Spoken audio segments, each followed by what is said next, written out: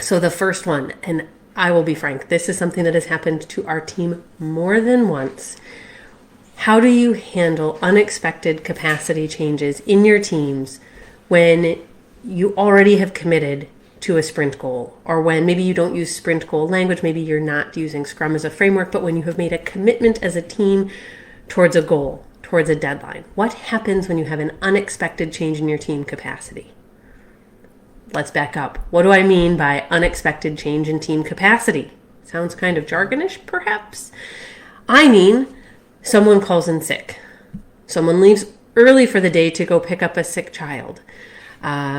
Someone has their internet go completely down at home and their hotspot isn't strong enough and they're out for 4 hours of the day. Right. Those are all examples of unexpected drops, decreases, changes in our team's capacity. It's very rare that we ever see the flip side where someone says, hey, I have more hours to contribute to the team in this sprint or in this next period of time as we work towards our goal. That's rare, but my goodness, wouldn't it be delightful if it could happen? But it's usually what trips teams up is that unexpected drop. And you can see I'm wearing a sweater today because it is freezing cold in far, far, far upstate New York in the Thousand Islands today. And what happens when it's cold? That's right. It's cold season. It's flu season.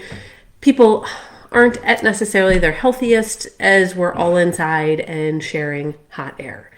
So that might mean that your team is experiencing a slightly higher, not quite full health level for your team. And so maybe someone is sick, or they're caring for a sick child or a sick friend or a sick parent. And all of a sudden your team doesn't have everyone for full capacity for all 5 days of your sprint. Maybe you lost one person for a day here and another person for 2 days here. So what do? The reason that this is such an important conversation and why this came up as a question for office hours is because not all teams will pause to say, wait, our capacity has changed, things are different. Let's talk about our plan and our commitment, or let's look at our goal and see if we need to replan or reassess that goal and make a slightly different commitment because we have less capacity and yes, therefore less time as a team committed towards this goal, towards this milestone.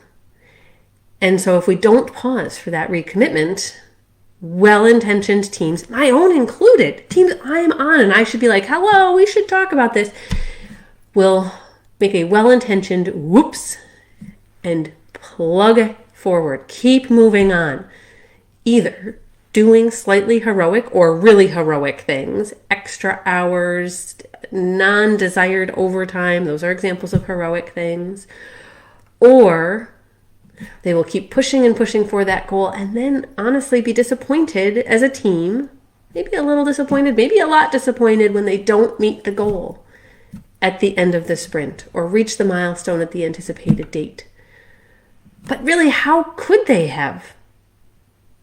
Their capacity changed. They had less team availability of support, of knowledge, of skills, of pairing and swarming contributions for that whole period of time. That should change the plan. So in Scrum framework language, some teams might choose to cancel the sprint and replan, which means we've got to think again now that we've got less capacity. Let's think about our commitment. Let's reshape our sprint goal and recommit to that based on now what we know about a decrease in team capacity. So that's one way teams could have that happen and address it. Maybe you're not using the Scrum framework. Maybe you're using Scrumban, in which you say, well, we're still pulling work, but that goal, you're right, the goal is going to change. So we should pause and talk about it. Maybe you're using the Kanban framework, and so it's about pulling.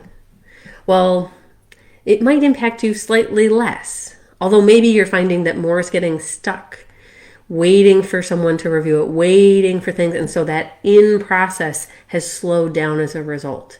And maybe it's going to mean some more thoughtful swarming or pairing on behalf of the team in order to keep things continuously flowing. So depending on the framework, depending on your organizational culture, certainly it's going to look different. What's the big point of the conversation? Why this is the first thing I wanted to answer in our office hours? It's the fact that when unexpected things happen, not just externally, things that might happen to our team, but within our team. When people don't have the expected availability for any host of reasons, we need to reassess whether or not we can reach that goal or that short-term milestone, or if we need to pause and reflect as a team so that we can readjust and set ourselves up for success, set reasonable expectations for ourselves and those that are our stakeholders, our customers, our clients, our community members. Be sure to ask me questions about capacity changes and how to reset those goals, reset those expectations if you want to talk about it more. Absolutely, you're right. I just climbed on a soapbox and I'm happy to talk about it in the way that is best for you.